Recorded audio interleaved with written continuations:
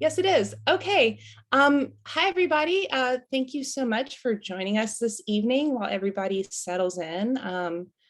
I will do a little bit of Square Books housekeeping. My name is Caitlin, and I'm the events coordinator at Square Books in Oxford, Mississippi. So glad you're all here. Okay, so other events to look out for in the next week or so. Tomorrow, November 11th at 6 p.m. This is an in-person event for our local readers. It's Thacker Mountain Radio is back at the Old Armory Pavilion. This week's author is Mississippi poet Thomas Richardson. He'll be reading from his debut poetry collection, How to Read. It's published by our friends in Columbus, Mississippi, Friendly City Books, who I'm sure many of you are already familiar with. Musical guests will include Memphis Brass Band, Mighty Souls 4, and Delta bluesman Keith Johnson. As always, they'll be joined on stage by Thacker's House Band, the Yalla Bushwhackers, and the show's host, Jim Dees. If you aren't local, you can visit our website, squarebooks.com/event, for links to listen in remotely. And that's at 6 p.m. Bring your own chair. We'll bring the books. All right.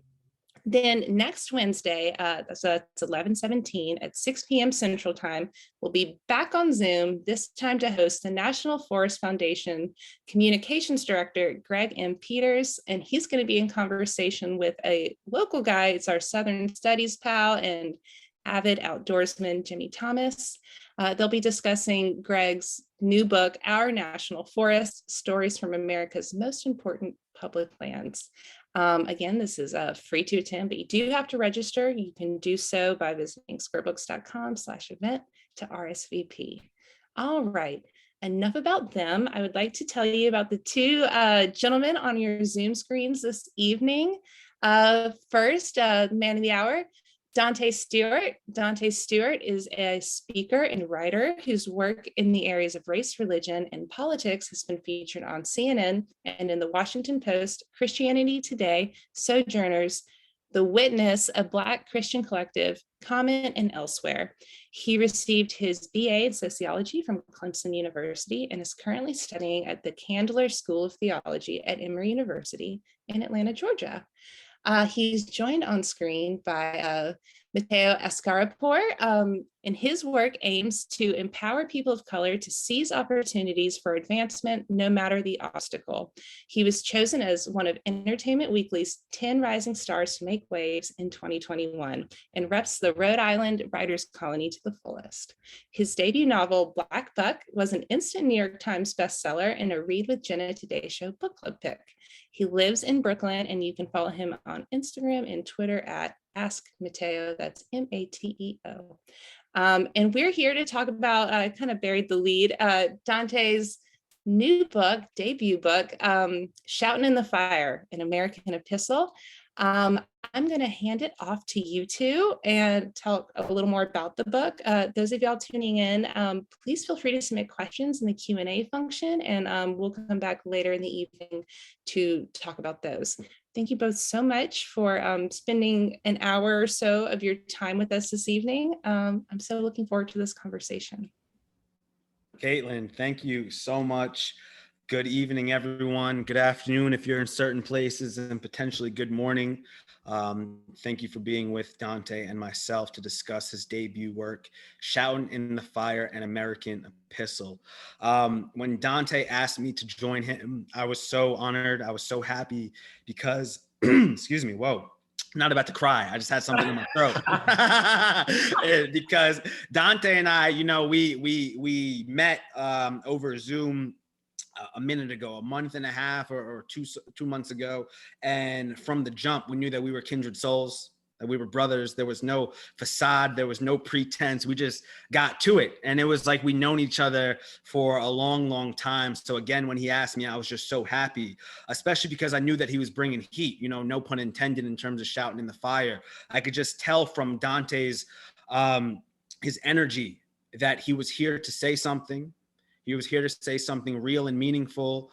And I think potentially most impactful, he was here to say something that would help people through revealing his own story, his own mistakes, his own triumphs, his perspective on the world, his very unique perspective on theology and Black Christianity and what it means to be an American at this state and point in time, and maybe, you know, since the country's inception. You just have to read the book if you already haven't. Danté, if you don't already know, is a dynamic individual who has already offered us so much in terms of his book, who has revealed so much, and we're going to get into it. But I guess what resonates most with me is that you had the courage to take a risk in order to give us a gift. So thank you, Danté. Everyone in here, if you could just hop into the chat and let us know where you're from. It's always good to know who's who and where you're at.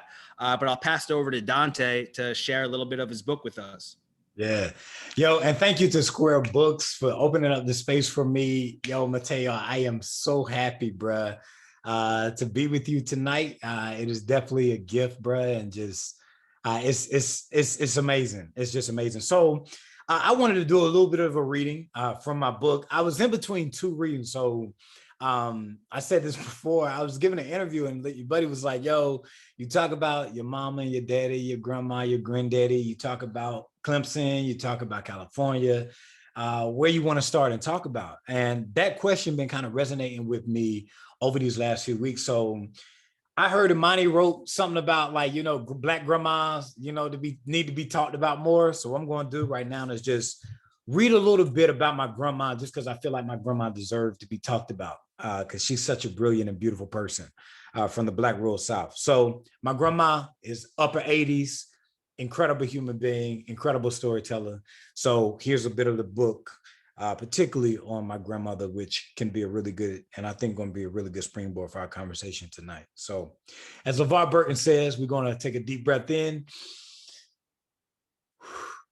deep breath out, and we're going to begin. Every time I would go home, I would try to get whatever I could out of her. Grandma, tell me more about back then. I started asking her anytime I saw her. What do you want to know? She'd ask. And then an entire universe, an entire devastating and hopeful universe, would soon form the story she shared. As a writer, the more I read Baldwin and Morrison, the more I realized how important it was to preserve our stories. I was reading book after book in seminary, but none of them took seriously my grandmother and her story and her body. Even if they didn't, I knew that I could and I must.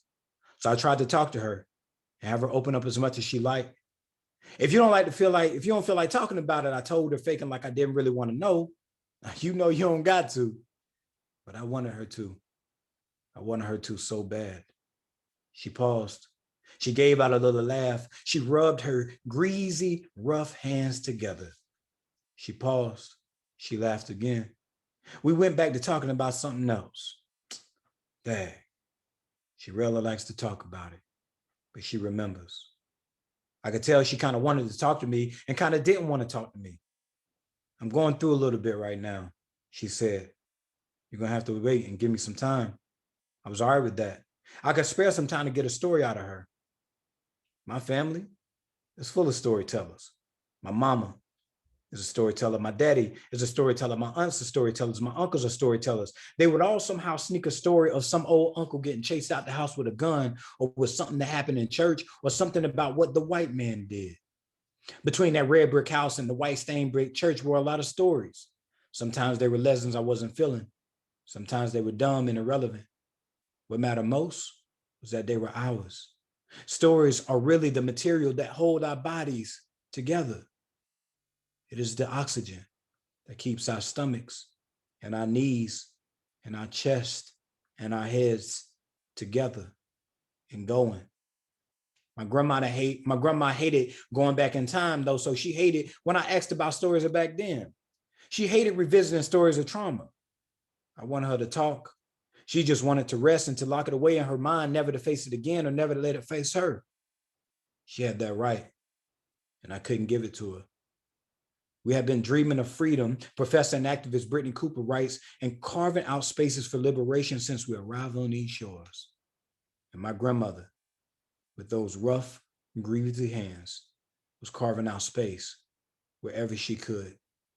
She may have not said it with her mouth, but her body was saying so much more. Her body hated the smells. Her body hated the feeling. There would be an uneasiness that came upon her spirit. I could see her frail body tense up. The woman I had known to rub her thighs or her knees when the Holy Ghost got a hold of her in church, the high-pitched laugh that she gave over conversations about what she found funny and laughing as she made unsalted chicken, each of those left her as quickly as the memory came. Grandma, I said, as she fixed some tea, and I sat at the table. You know, a lot of people talking about this country is great and stuff. Great for who? Great for us.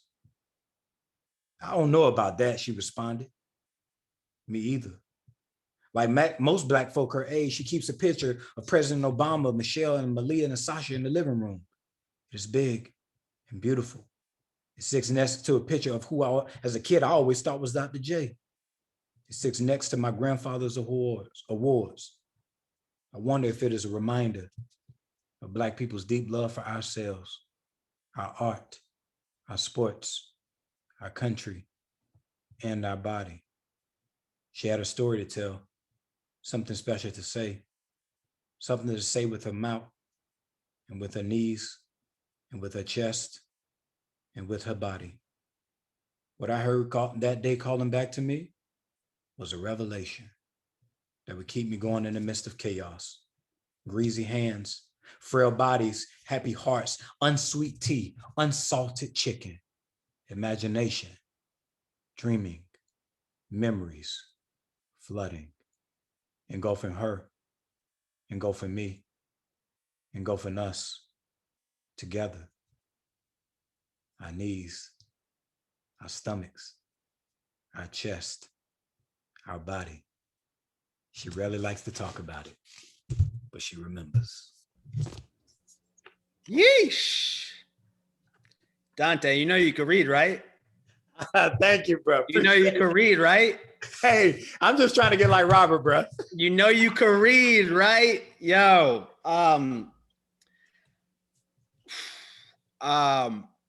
I had a question that I wanted to ask, but now I'm going to ask another. And everyone in the audience, understand that the next 25 or 30 minutes, this is my time with Danté. This is my time to ask questions that are on my mind, but I fully encourage you to put your own questions in the Q&A at the bottom. Please don't be shy at any point during our conversation. If a question pops up, just write it down in there and we'll get to it a bit later. Danté, while I was reading your book, man, and I know that I'm not the first to say it, I thought so much about my own family, right? I thought about my own grandmother, and my own grandmother, she passed in 2007. She was born in 1919. I think you said in the book that your grandmother was born in the 1930s. Yeah. And she passed when I was about 14. And I'm reading your book being like, man, I wish that I had the time to be able to ask her these things. Fortunately, my mother, like your grandmother, has an impeccable memory. Oh, yes. Right. And I think it has to do with the fact that the lack of technology, you know what I'm saying? And like 100%. Less stimulation and this, that, and the other, but an impeccable memory so that I can hear about the way my grandmother was raised, the way my grandfather was raised. You know, you're writing about Uncle Sambo, and I'm thinking about my Uncle Dickie. Two dudes that were well-loved that had different names, right? I was like, Sambo, hold up. And it made me think about my Uncle Dickie. Right? I can't go around some people be like, yeah, yo, my Uncle Dickie. You know, my Uncle Dickie, he passed as well. He passed. And he was just full of love and a loving individual who I also wish I had more time with. I bring this all to say that your book was a trip into my own experience and my own history. And for that, I'm grateful. And it was conjuring up a lot of questions that I never had the ability to ask. So where I want to go with this is, why was it important for you to ask your grandmother these questions? And I'm going to break my rule by asking two questions at once. Cool. But at one point in your book, you say, page 187, Grandma, you got to tell me about white folk, right? And she goes from being mad enthusiastic, talking about the Million Man March with eyes of joy. Then she just sort of gets quiet, drops down. You say that, you know, she hunches over in a way where it's obviously traumatic for her. Yeah. You know, in your book, it isn't solely based on trauma. It is not centered on trauma. It's centered around love and uplifting us. But you do excavate a lot of pain. right? And I say excavate on purpose. You're grabbing it at the roots, taking it out, dirt dripping all over the place. Yeah, So 100%. why did you find it worthy of encouraging your grandma to relive that trauma and go into it in a bit in order to get her stories out? Great question, bro. I think, man, number one, I knew that I wanted to write a book that contained pages of Black folk from the South. Like, I pay attention to a lot of public conversation. And one of the things I noticed about public conversation, particularly between like Black intellectuals and Black writers and activists, were like that Black people were not on pages, in the sense of like the Black story that was worthy being on page was the Black person that was dead. So we could only talk about, in some sense, now this is very reductionistic, but in a very real way, you know, the marketable story was, you know, what Black story can be told that can teach white sensibility, so that can be educating for white people. So for me, I didn't want to write a book like that. I wanted to look at my grandmother and say, whatever you hold in your head and whatever you hold in your body, like that is the stuff that I need that's going to help me live in this moment. So many of the moments, of the tough moments that I was going through in 2018, 2019, 2020, you know, I found myself wanting to go back home, ironically, where my story begins in home and me leaving home. And there were so many moments where I felt like home with my grandmother, there was a sort of like holiness and a sacredness about that story that I felt deep within my own skin, within my own bones, that I needed to help me kind of navigate and narrate what was going on. So like I wrote an essay about Amanda Gorman. So like Amanda Gorman gives her speech, and I called my grandma, and Amanda Gorman is playing in the background. She listening to Amanda Gorman in the background. And I'm like, I started talking to my grandma about Amanda Gorman, and she started talking about like, yo, she wished that everybody could see this moment. And I'm like, I feel it's so necessary to keep writing about my grandma, my granddaddy, my mama, my daddy, because so many people rendered them invisible. And I, in a country that rendered my grandma so invisible, my granddaddy, my mama, my daddy so invisible, I didn't want, when their son, their grandson had an opportunity to broadcast their story to the world, for them to look back on that moment and say, he forgot about us. Yeah. That would be that's a regret. That would be an incredible, like that would be a terrible regret for me. Yeah. But also I think that like, I do truly believe that their stories contain so much for us, especially as it relates to what they saw and what they hold in. And that generation is like, they ain't trying to share much. Like they holding on to it. Like she rarely likes to talk about it, but she remember. So my job as a writer is, hey, grandma, I love you. I know you don't want to talk about that. Hey, but I need this language. I need this, because what for you may be trauma, for me, that will be a testament. And so I need that, because I can't allow you to die and I'm the only one who knows your name. Facts. So yeah.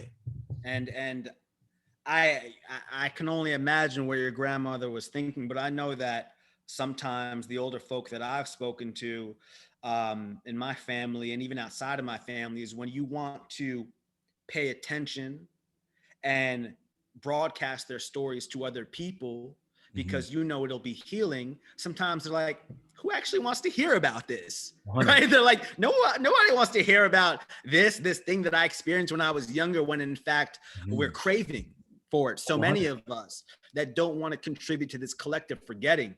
And at the beginning of that answer, which I appreciated, you're talking about the power of putting these stories to the page, right? Because for centuries, so many of these stories were preserved through oral history. 100%. You know, my mom, she was on the veranda a Friday night in Jamaica where she grew up, and they didn't have cell phones or anything like that. And they'd sit around the veranda, and my grandfather would tell them stories, and they would read the Bible, and they would talk, right? Wow. But you're talking about the power of transmitting these stories to the page. Yeah. And before I get to a question, I want to read a very short few sentences from page 90, where you're discussing your experience reading Dr. Martin Luther King and James Baldwin. Oh, yeah. He said, after I'd finished reading King and Baldwin, I started to speak up differently about the things I was seeing both in my church and in the country. People didn't believe me, but that didn't scare me anymore. This time, I knew what I was talking about. So we see, and we've seen so often, the tools of history and language that the powers that be, the quote unquote powers that be, deprive from Black folk in this country and around the world, and that they will often use or wield as weapons. So why, again, going back to the desire to transmit your grandmother's story to the page, why was it so important for you to get that information out as a means of liberation on the page specifically? Oh yeah, 100%. Yeah. So I'm thinking in particularly of the kind of long history, like you're saying, of literacy and liberation. That literacy, you know, and liberation go hand in hand as we think about Black life, if we think about, you know, Black words.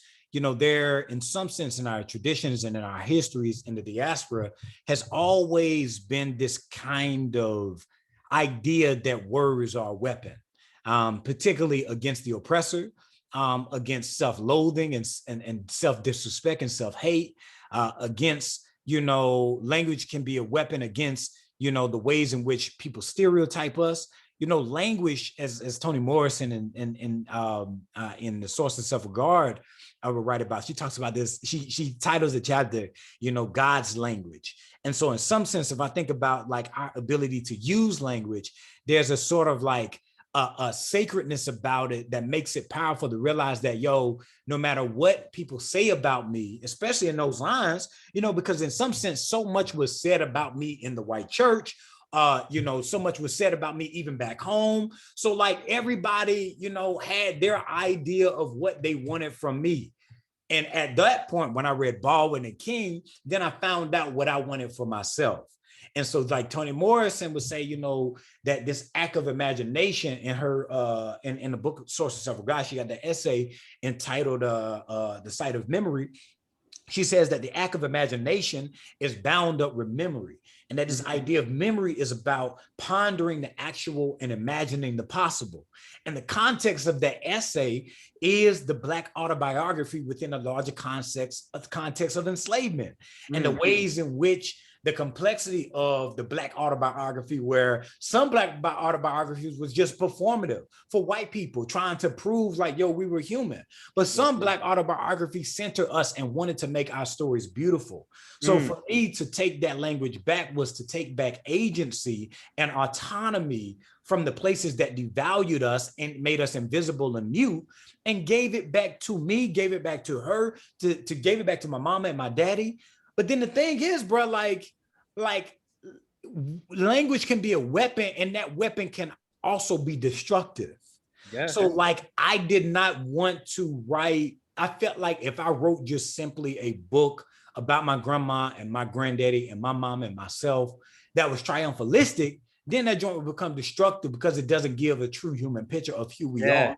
Yeah. So complexity runs throughout this book. There are no, at least for me, as I wrote my book for myself, I did not want to be seen as a hero because that would not be an honest story.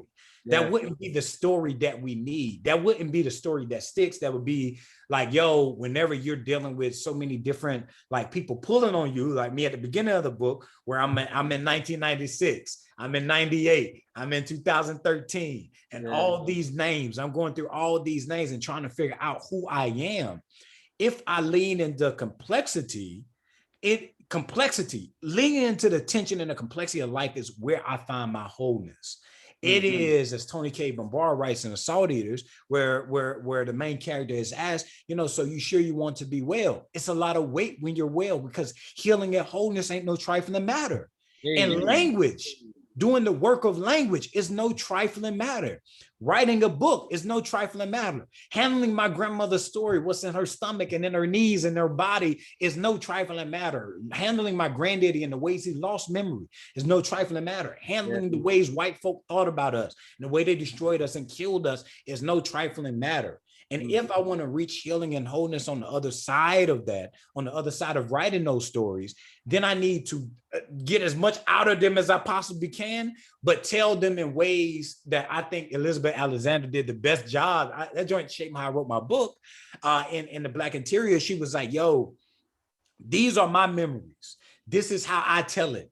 I'll let everybody deal with it once they read it.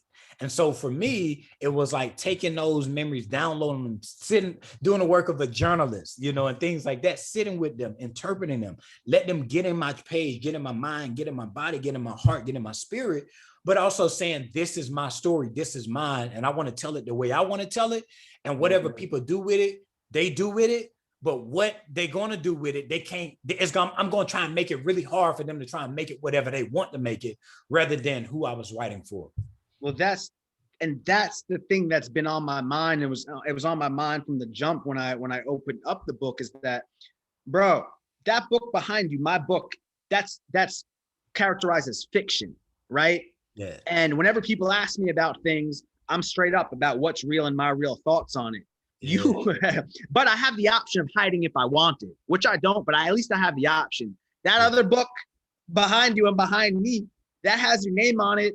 That's nonfiction. You can't be like, nah, that wasn't me. Danté, Stewart, nah, that wasn't me. You can't do that, right? And you're saying that you're offering this and telling it in an honest way, and people can do with it what they want. And in that is a big risk, a risk that I would argue you didn't have to take. That's real. Right? You didn't have to write an honest book. You could have painted yourself not even as a hero, but as more of a hero if you wanted. Oh, yeah. You didn't have to take this risk. So why did you? Especially like, yo, we are, I know that we both feel old, but relatively we're young brothers, you know, we're young guns in the game. And this is your first joint. Why take that risk now? Yeah, yo, Jason Reynolds, we was talking, and he was like, yo, like, this was a risky book, you know, and we was joking, but I mean, it was real, like, this was a risky book. And I think the reason why I wrote it this way, I gotta tell the story of people, bro. Like, Kiese and Jasmine Ward were the two people, number one, but the two books, as I was writing my book, they were the two books I read the most as it related to how I thought about telling my own story, because I knew I wanted to write a memoir. I knew I wanted to write this genre of, like, I knew I wanted to write a memoir and essays. I just didn't know what that meant. And so I was reading heavy. And like you're talking about, I could have wrote a different story. Like Kiese was like, yo, I wanted to write a lie. I wanted to write a lie.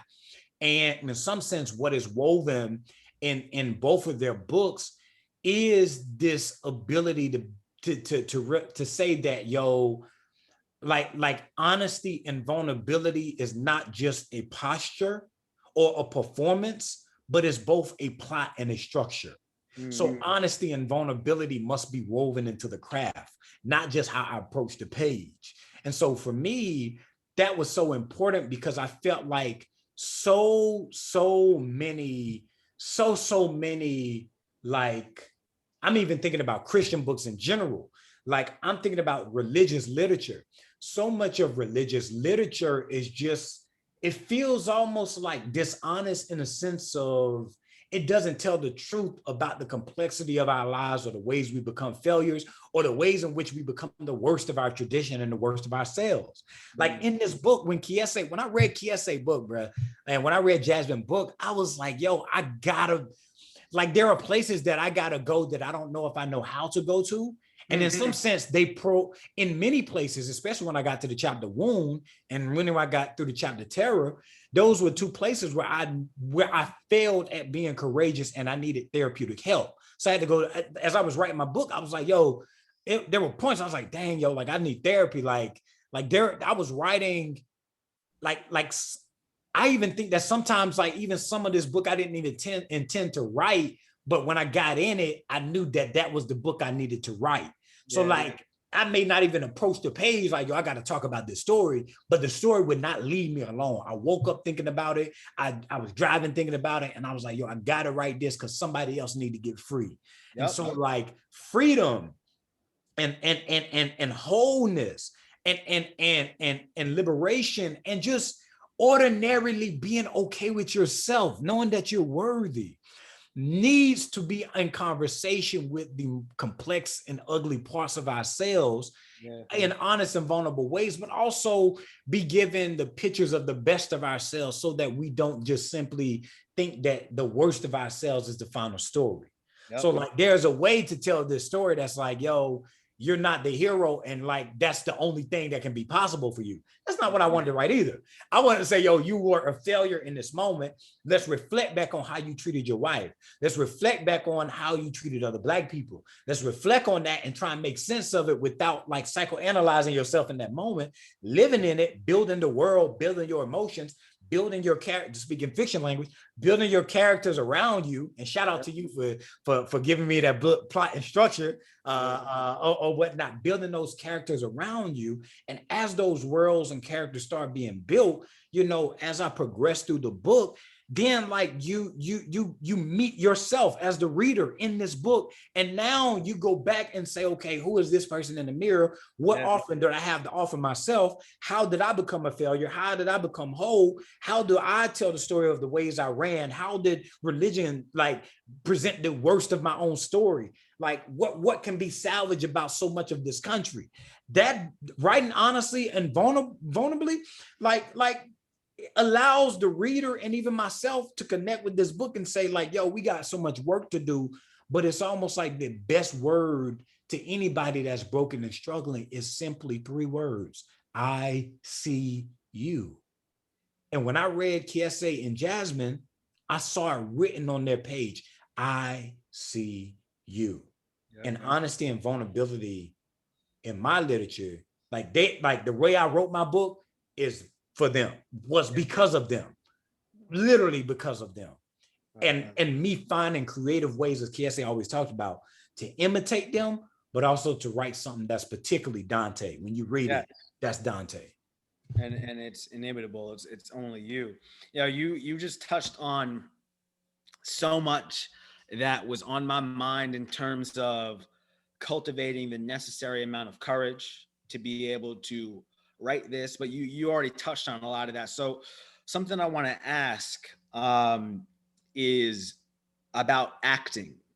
On page 63, you say, from my beginnings of being with white Christians at Clemson to now being in my church in Augusta, I had learned how to laugh at jokes that I didn't get, talk about movies that I didn't know, imitate preachers that I didn't really understand. Yeah. I know what that's like, man. I know what that's like to have to front in front of a lot of different people and the pressures to do so. Was it hard to stop? And do you ever find yourself reverting back? Because for me, talking about the context of working in startups and sales and the environment that I was in, you know, I sometimes do find myself going back to old ways. It's not frequent, but it's a reminder that a lot of this isn't even forgotten in my blood and in my physical memory, that it could be lying in wait or just dormant. So again, was it hard for you to stop this acting? And do you ever feel like it comes back? Yeah, man, great question. And the honest thing is, yeah, bro, like it was hard to stop, because like even in this story, bro, like I use these 2 kind of things, well, really the 3 things: the white rewards, white protection, and white acceptance. You know, when we're Black men in these white spaces, bro, and it's particularly, I think it's a particularly thing we have to talk about, the particular ways Black men, this is our particular problem in these white spaces, more so than like Black women, Black LGBTQ or whatnot. This is particularly our problem, where oftentimes in order to be accepted, in order, you know, to deal with our own trauma, in order to deal with our own pain, in order to, you know, be affirmed and accepted and be rewarded, I'll just say I performed in ways that made white people either comfortable or that made them feel better about the ways that they were racist while also evading it.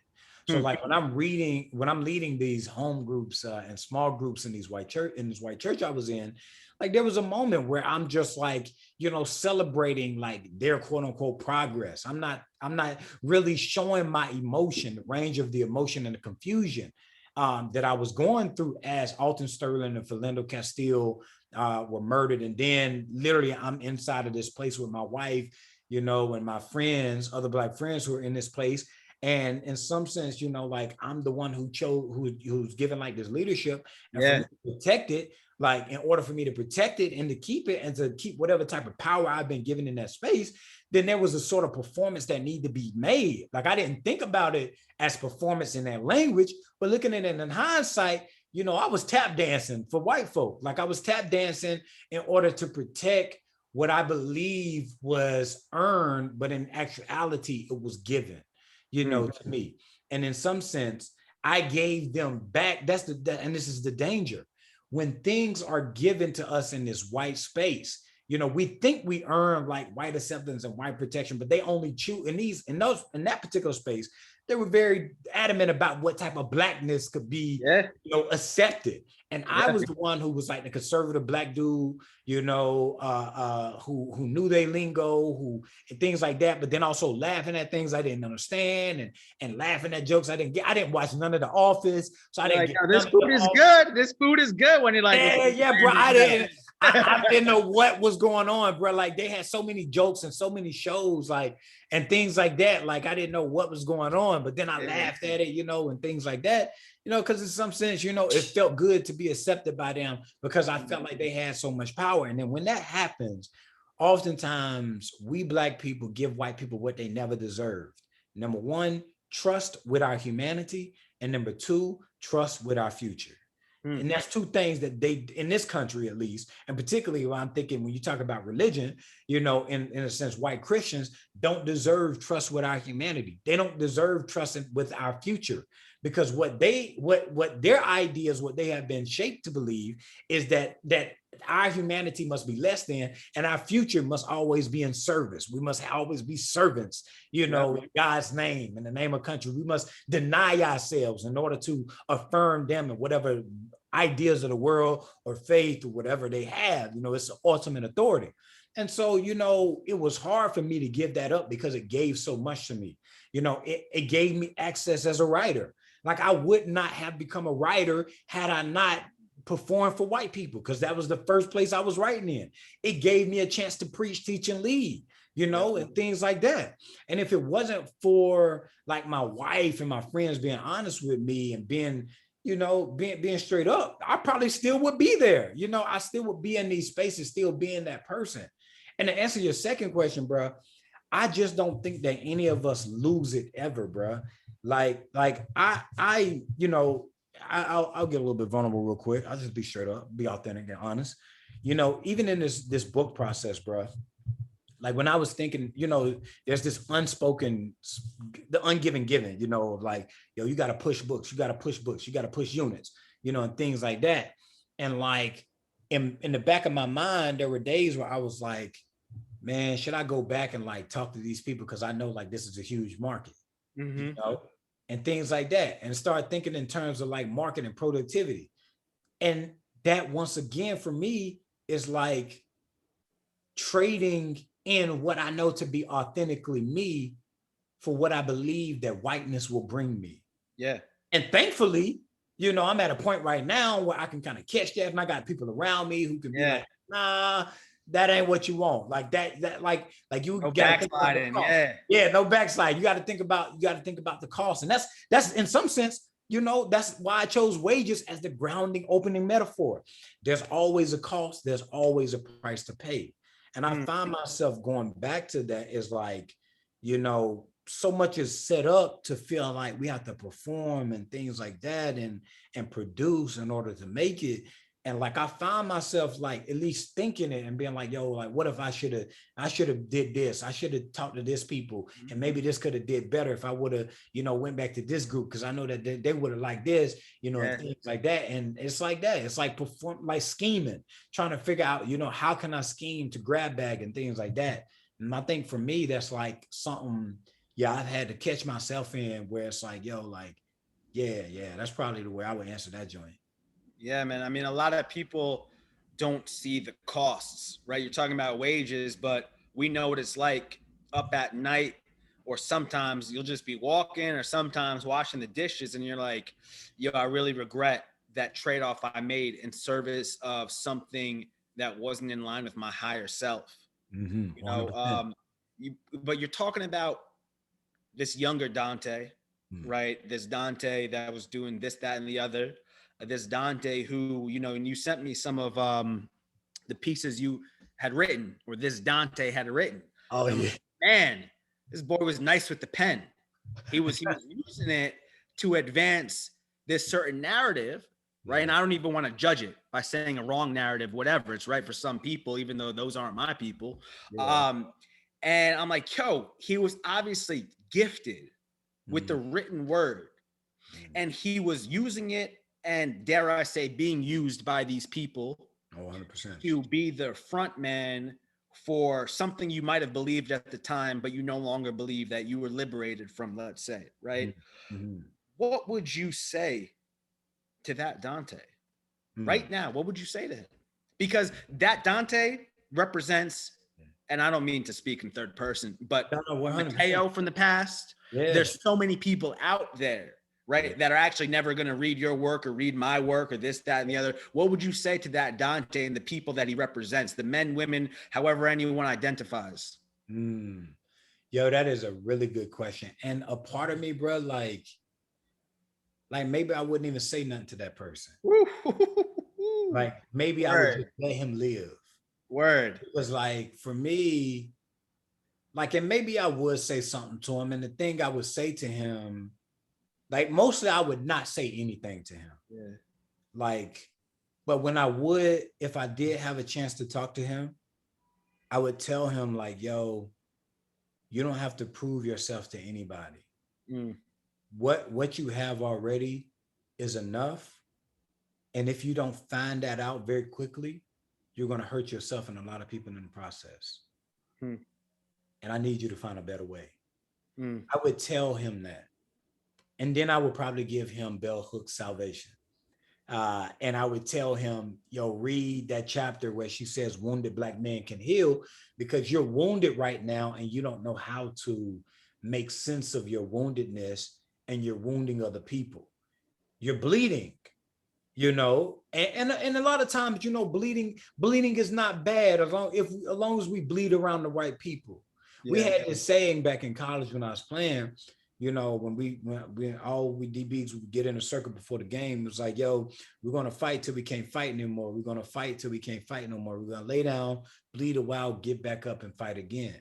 And the premise of that is that it's indexed on the context of we, not them, but we're going to fight till we can't fight no more. We're going to lay down. We Yeah.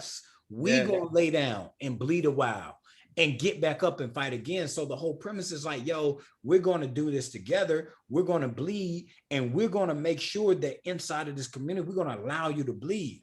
I was bleeding around the wrong people. Cool. I was bleeding around people who were rewounding me, not people who told me, who didn't have sense enough to tell me, yo, you need to get out the fight for a little bit so you can heal a little bit more. Or they'd be like, what blood? Yeah, what blood? They didn't even see blood. Mm-hmm. It was just bleeding out. And in some sense, I was bleeding out while in some sense the same people were cutting me, Yeah. Like I was bleeding out and saying, people like, yo, look at me. I'm wounded. And y'all don't even see this. And so I would tell, like I said, bro, I don't even know if I would tell him anything, because I feel like so much of life lived in those moments made me who I was right now. Like even if I had like so many of my friends who are still in those spaces, I can talk to them now in better ways because I lived that way. Yep. And I became the worst of what we have to offer, what we can be. I became that person. Yeah. And I know that you can change. I see what this can bring to you and how it feels. But like, when you think about it, you're going to have to think about some things. So I would tell myself, think about some things. And my friends are like, yo, think about some things. You only become bitter when you don't have any alternatives. Mm-hmm. So I would like, not tell him anything, bro. I would look at him, because in some sense, in a very real way, bro, these are my journals. I see him every day. Wow. This him. This is me. Literally. Like, This is 1, 2, 3, 5 of the probably 10 journals, 10 or 12 journals from over the last few years. I see him every day. And I want to be reminded of him because that's still me. And I need to have that person to remind me what I'm called to do as a writer. Yeah. And that is to tell that story, to say, as I write in the beginning of the book, we're not heroes. We're not villains. We're humans worthy of the deepest love possible. Man, I think that I have time for 1 or 2 questions. We got some questions in the Q&A. Everyone in the audience, again, you got something to ask, just drop it in that Q&A. You can even drop it in the chat. Danté, thank you for that, man.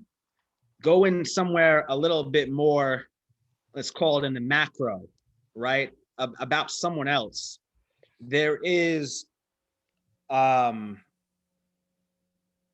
young man, I guess we could say, maybe a child in some ways, a student named Reggie that you bring up. And many of us know not one, but many Reggies. I knew many Reggies throughout school. Can you tell us a little bit about Reggie, how the system failed him, and what you think needs to happen for less Reggies to get beaten and brutalized by the American educational system? I know it's a big question, and I usually shy away from these big ones, but because you were on the inside, because you, I believe, were the only Black man teaching at this school, that you have a very unique perspective. So I would just love if you could tell us a little bit more about Reggie and what you think happened there. Yeah, so I actually talked with him literally. Now his name is not Reggie. Reggie is a pseudonym, but we're just gonna call him Reggie. Yeah. I literally talked with him, maybe like 2 weeks ago. Wow. And we still talk to this day. That's my dog. Like, I mean, he much taller, much older now. And then even his friend, one of his close friends, I was at the mall the other day and he grabbed me, came up behind me and hugged me like, Mr. Stu. I'm like, oh, dang, bro, you done got big, bro. Yeah. So to think about Reggie's story, bro, he's a young dude, man. The stories that he brought to the table every day in the classroom, was just so heavy, bro. Like, he's coming from a recently divorced family, trying to figure out, being an 8th grader, going through all the kind of physiological changes that you're going through as a young boy, as a young kid, at that age. And Danté, to interject, you were teaching 8th grade at this point? This was a few years back. Yes, I was teaching middle school. I was teaching 6th, 7th, and 8th grade. So I had all 3 grades teaching religion, for all 3 grades. And so he, like the other student, Jay, both of them, and many of my kids, we're at this school that's white dominated when it comes to the power structures, but and it's a private Christian school, which already has so much of this kind of ideas of morality and rightness and what should be, that is very much rooted in this white Christian idea of the world, or whatnot. So they kind of going up against, that kind of systemic reality of the ways in which, they believe that these Black children are problems in need of fixing, in need of more morals, in need of more discipline, in need of more structure. So we got to have them wear outfits,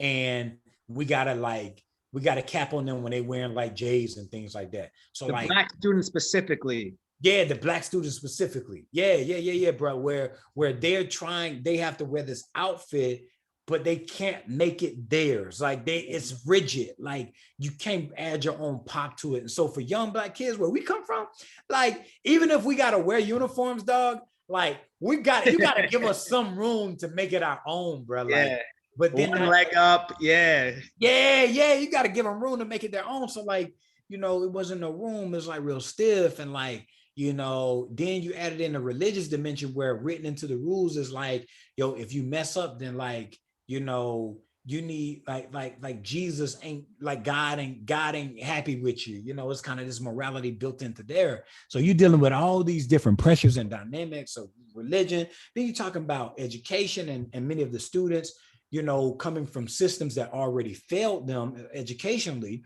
You know, we're coming from Richmond County, which in Augusta, Georgia, you know, in Augusta, Georgia, I mean, split by I-20, the interstate splits literally our counties up, where Columbia County, which is ironically the same county that banned Nick Stone's Dear Martin.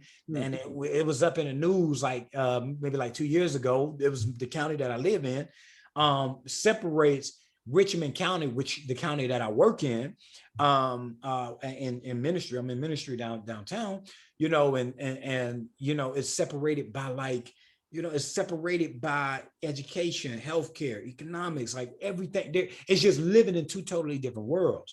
And so I'm living with this diverse group of students where Reggie actually come from, you know, he's come from like the black middle class. You know, he comes from the black middle class. He's getting, you know, dropped off at this school where like you have this like cohort of like multitudes of black students, but also you got white students, some of them coming from white working class, some of them coming from white rich.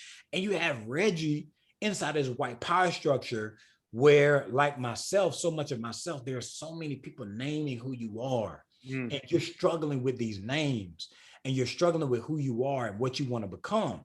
And so being the kid he is, you know, performing for people, performing for your peers, you do some. It's just kid stuff. It's just kid stuff, though. You do the kid stuff. And so like, I wasn't necessarily like, I wasn't trying to be hard on him. I was trying to teach him in a sense of like, yo, it is better for me to talk to you than discipline you. Because at the end of the day, when you walk out into the world has enough discipline for us. What they want, this country wants to discipline young black people. Right here, I want to save you and heal you, and save you not in a sense of like saving you ultimately. I want to think about salvation as giving you back agency. I want to think about salvation as giving you back dignity. I want to think about salvation as giving you back this reality that whatever brokenness you bring into the classroom, hopefully by talking about it, thinking through it, you can find healing once you leave. But the other teachers were propelling this narrative of him as a problem. Oh yeah, without question. Because even like literally like going into the school year, it's like, yo, you got that list of like kids, you know, that list of kids that they're like, yo, like, you know, these are them, and he was one of them. But then once I started getting to know him, I'm like, he's just a kid. Yeah. He's just a young dude who loved Juice WRLD and Jays and like cracking jokes on folks. And that's just, it just is what it is. And you, of course you got to teach them like, yo, you got to think about, sometimes your words hurt other people. So you need to think about this and what's going to cost you and others. But he's a kid and he's living among other kids, man. And he did one thing, bro, where, you know, they kicked him out, bro. And, you know, I had no power over that. I had no power over that situation. I didn't know what the situation was. I didn't know how bad it was. But I mean, the other kids talked about it and they was like, you know, it wasn't that bad, you know. But then also I gotta, you know, I didn't want to get involved in that in a sense of like, I didn't want to take his side and be like, yo, I'm taking his side just because I like him as a kid and he did something that's terribly violating, you know. So I didn't do that. I want to stay out of that. But then I wanted to believe that this young brother could become something more than what this school or this society was trying to make him. And he did. And I will say he did. I know him to this day. He is an incredibly gifted student, an incredibly gifted person, an incredibly gifted writer. And what we would do all the time, bruh, is he would bring me his little poetry in school. And I would always like challenge him in writing, you know, to try and write something better than me, or we try and write something better than one another. Wow. And he always would, and he just would keep writing. And I'm thankful that even to this day, even once he got kicked out of school, like he found a way to not get kicked out of life. And too often, too many schools, whether you're in private or public, they kick people out of school and they create conditions where people get kicked out of life and they feel like they have nothing else to offer. And like that James Baldwin quote where Roy faces his mom and is like, yo, you think, and go tell him on the mountain, you think, yo, mom, you think it's the only thing in life is jails and churches. Like for me, I didn't want to give them just that binary. I wanted them to be like, yo, go, if you want to go to church, go to church. I don't want you to go to jail, you know, but there's more to life than just jails or It's just, churches. yeah, it's not in between. Yeah. It's more to you, it's more to life. And I think even now, as we're thinking about the children that we are in, what can we do in some sense? You know, I think that we, as Angela Davis said, you know, she says, like, at this age in life, I find it important to be learning from children. And so I think that we need to do a better job collectively, not trying to control children, but allowing our children to bloom and learning us alongside them to say, like, yo, y'all have something to teach us no matter what. And you have something to offer. Yeah. There you go, man. Thank you, Danté. We see Caitlin's back, and we only have a couple minutes, but we got two questions. Caitlin, you wanna read them? Yeah, happy to. Thank you both so much. I'm sorry to interrupt. Okay, so these are both anonymous attendees. They're both good questions. The first one, the stories were wonderful to help your readers sit with you and feel with you, to see you and to hear you better. What other stories are you planning to share with us at some point in the future? And I'd love to hear the answer from both of y'all if you'd like to answer. No pressure. Yeah, cool. Well, for me, I'm always working on something. You know, right now I'm working on this story. Okay, so I wrote this short story. I don't know where it's gonna go, but it's called Cheap Cologne. And it tells the story of this young kid from the Black Rural South going to school, and he smells like his brother Cheap Cologne from the flea market. So it's a little short story, but then also I'm working on this story right now. On it's entitled, the working title right now is On Card Tables, Caprices, and Sierras. And I want to go back home to the to where I'm from and tell the story about what my brothers and my cousins who were babies of the 90s, what did cutlasses and Sierras and card tables mean to them, and what can that mean to us right now. So that's kind of, I want to be like a writer who takes seriously like my family and people where I come from, to write like stories of the Black rural South, as many other people just are doing right now. Yo, you are like the title master. Thank you. Title. I saw you had written somewhere about cheap cologne, and I said, "Wow, it says so much in a title." For me, I'm working on book 2 right now. The title is Invisible Faces. We'll see if it stays that way. If I do my job, it'll come out in 2023. But things can get pushed back. Things can get pushed in every direction, and a component of it is that there are people who are literally see-through. So not everyone is, but some people are. It's about a young woman and her brother disappears. And then she finds out a few years later, she's watching what we would call the TV, that what we would call the president was murdered, and her missing brother is a chief suspect. So there's a young politician who's trying to become the next president, and he's trying to find him to make his name. There's a law enforcement officer who's like, I got to find this guy, because the whole what we would call the states is looking at this law enforcement officer of doing his job. And then there's the young woman who says, nah, none of you are getting my brother. I'm going to go find him and save him. So that's a little bit of it. Oh, Hey, can't wait to read both of hey, them. for real, hey, bro, that sounds lit, bro. It's a lot, man. Yeah. That's lit. Thank you both for giving us a peek behind the curtain. Okay, so next question. And again, I think either of y'all could answer this if you'd like to. Would you consider writing a version of this book for younger kids to help them see right from the start what you've had to learn through so many tough years? Oh, without question. Like legit, like when I was a teacher, I tried to, because I'm coming from the academy into the classroom, like literally of middle school. So I'm doing my master's while I'm teaching middle school. I think it's amazing. I love it, and I would do it again. I mean, if I had space, I would definitely do that again.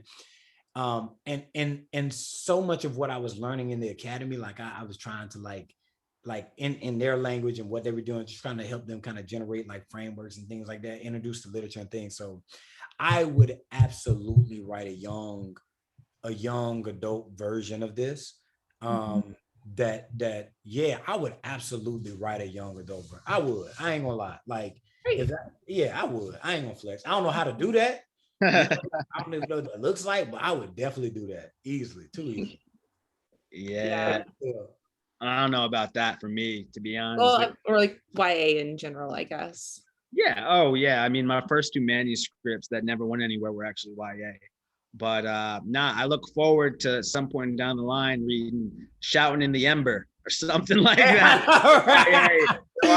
Shouting in the Spark. Hey, Yeah. real talk. We gotta have some type of Fortnite title. That's right, for the young. Yeah. Oh man. And I know we're running a little late, but I have a question, Dante, if you could Ooh, cool. indulge me. And it's all throughout the book, and you did it a lot while you were speaking, but you just got this like wonderful mind for quotes, literary quotes from like all over the place. And I just wondered if that's something that you have kind of always done. Have you always been like a magpie, a quote magpie? I do this too. I'll just write down lines that I love and keep them. But or if this is something maybe you started doing once you kind of decided to sit down and write this book.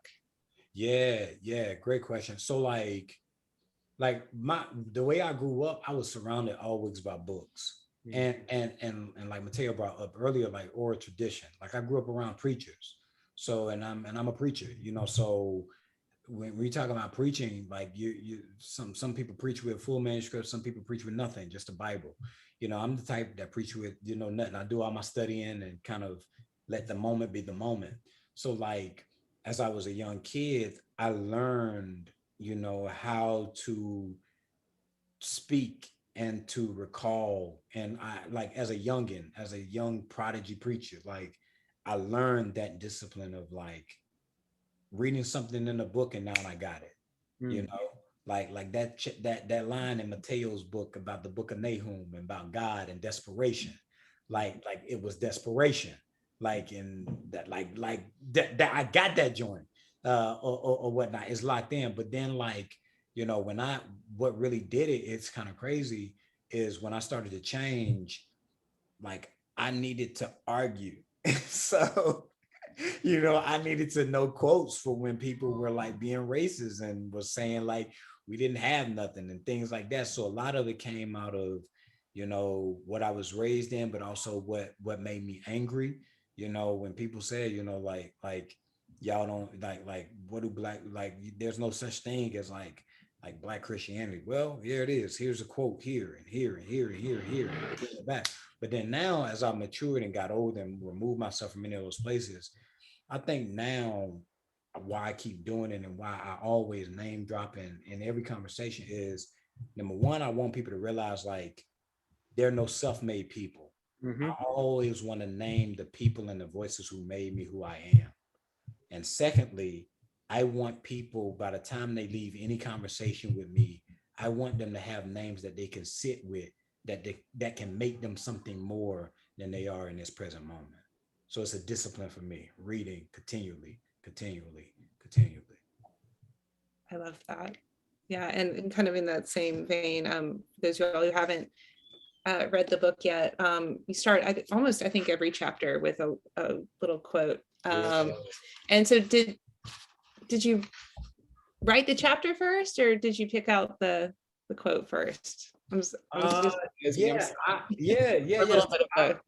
So I wrote the chapter titles first, which every chapter has a grounding metaphor. It woven, and that metaphor is woven within the structure and the craft of the narrative.